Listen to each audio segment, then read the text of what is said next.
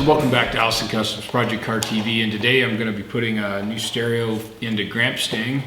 It's a pretty basic system in that it is a modern radio. It's supposed to look like an older original style, but we've got speakers in the back, speakers in the doors in the original locations, and a speaker up under the dash in the original AM radio location.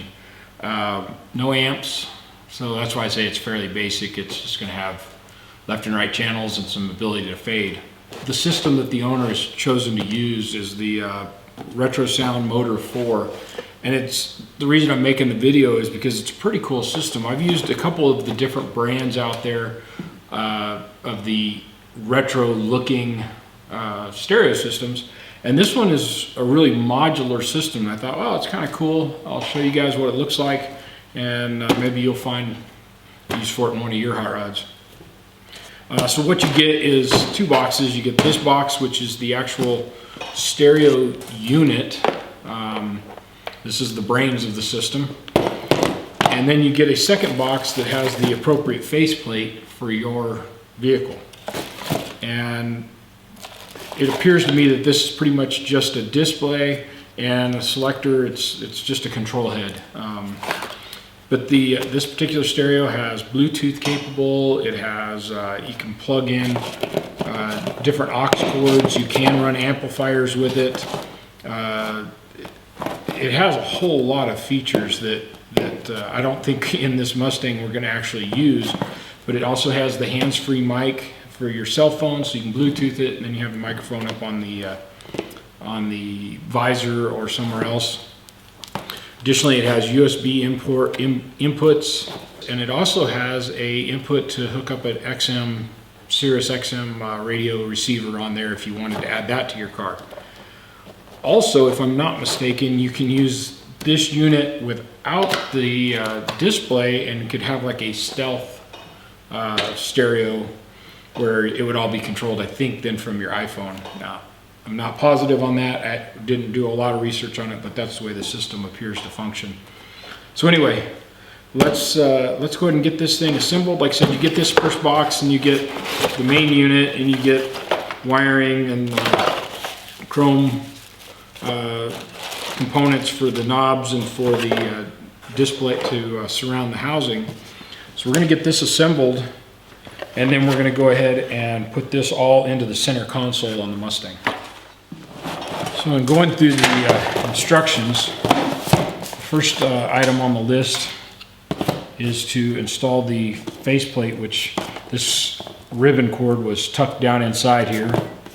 Pull that out, plug it in, that quick, and then each side it slides into some grooves here, and then it'll have some screws to hold it in place. So as you're installing the face of the radio here, it does mention in the instructions that the RetroSound logo should be facing up on the radio. I assume that's so when you put the knobs out here on the sides that they rotate the correct direction, versus if you had it this way and you're turning one, it's doing something opposite. With that, we'll go ahead and get these screws in these holes.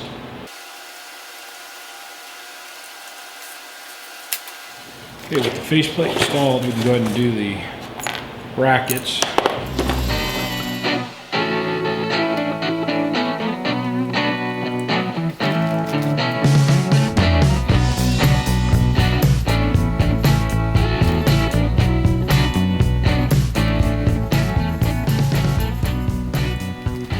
So you can put a little rubber pad here, so as you're adding your mount, it actually kind of squeezes in, which I think might be kind of nice.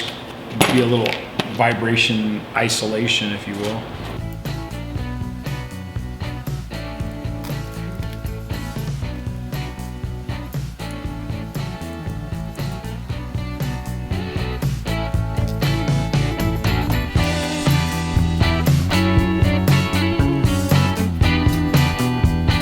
We now have a stereo that looks a little more like the conventional ones with the wings on it. Next step is to mount the control shafts. From what I can tell, they're just a pointiometer. And I use a Molex connector, and they plug in on the side of the radio.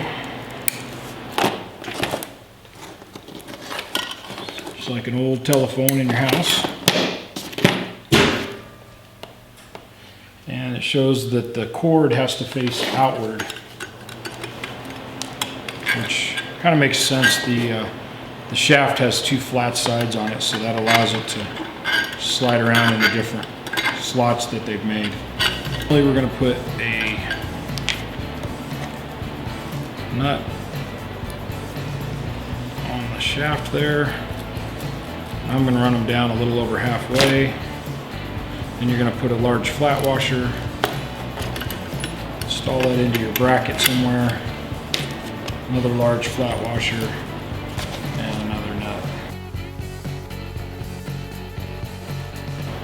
Now it warns against over tightening these, and for now I'm just going to leave them very loose because, like I said, I just want to get this generally assembled so that we can then pull the console up here and narrow down exactly where all the attachments need to be. And it gives a nice schematic for the wiring. So some of the wiring, everything plugs into this big black connector, and then this end plugs into the stereo itself. The parts, the pigtails that plug in here, I've already mounted in the car, and I did that yesterday. So we're kind of going to move forward here. So we're going to run the USB ports and the auxiliary jack ports into the center console, the little cubby hole area on there.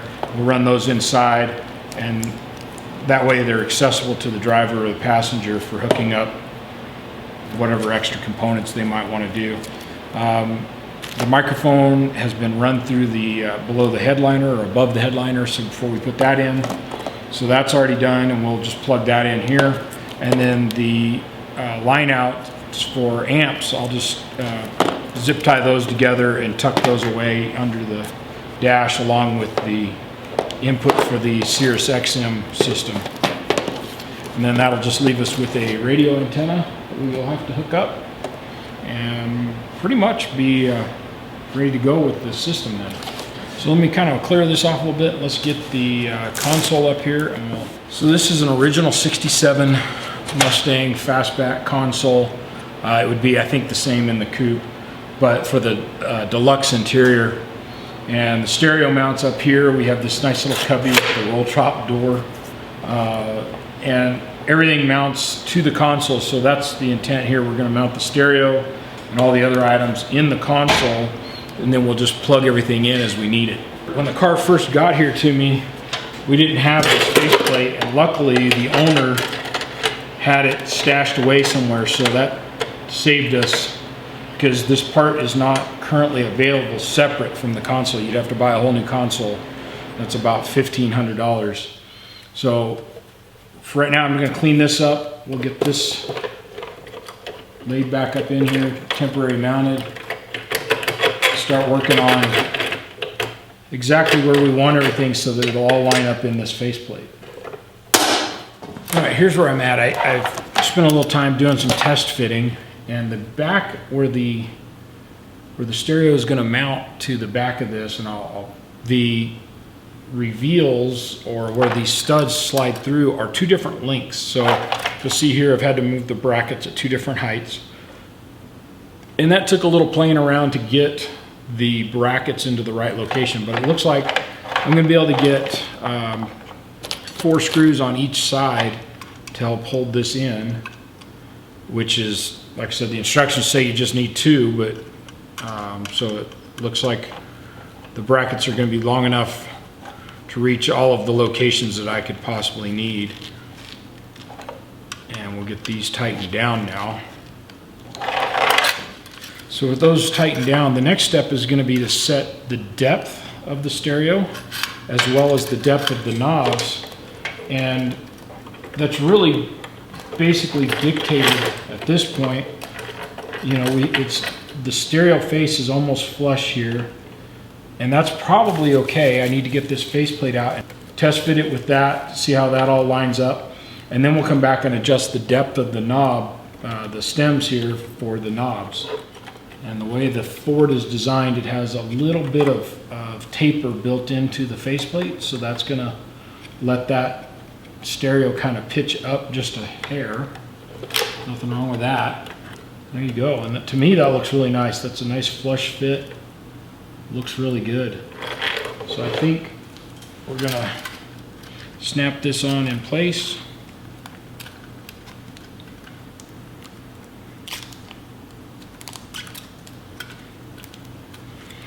And we'll work with that snapped in place, then we'll go ahead and work the stems here to the right locations.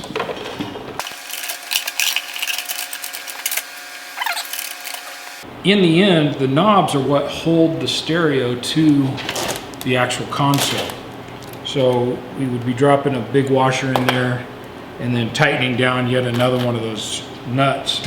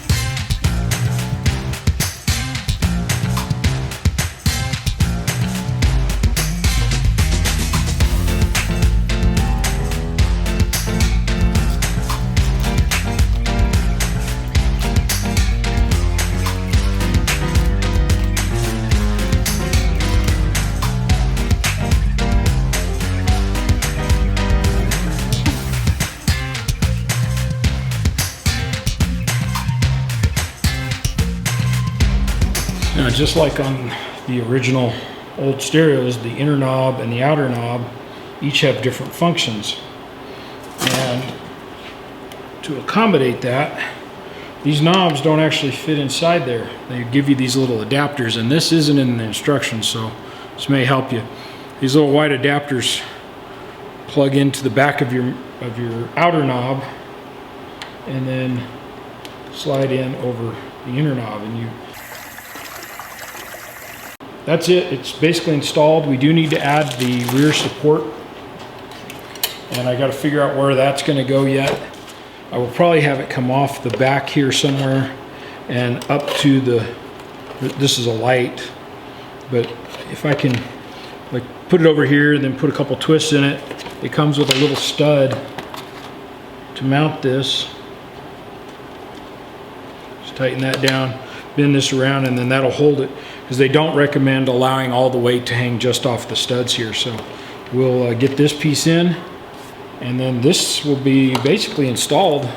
These parts are going to be down inside here where they'll be accessible through the roll top drawer, and this and both of the knob cords are all just going to get zip tied up out of the way. So get that done and we'll get this installed in the car. So there we've got it. Everything's zip tied up out of the way. The plugs that are supposed to be accessible are in there. We can plug our power, our microphone, and our antenna in, and this system is ready to go. There's the USB ports, and they'll all be hidden behind this nice little door, and we can get that installed. Get this thing one step closer to going back home. As a note there, I followed the directions as they were written, and I think one of the things that might have made this a little quicker and easier, because it was a little time consuming trying to get the depth of everything right, would be to essentially come in, just loosely screw like one screw in each on these brackets to the actual control head. Then go ahead and get your knob depth set first.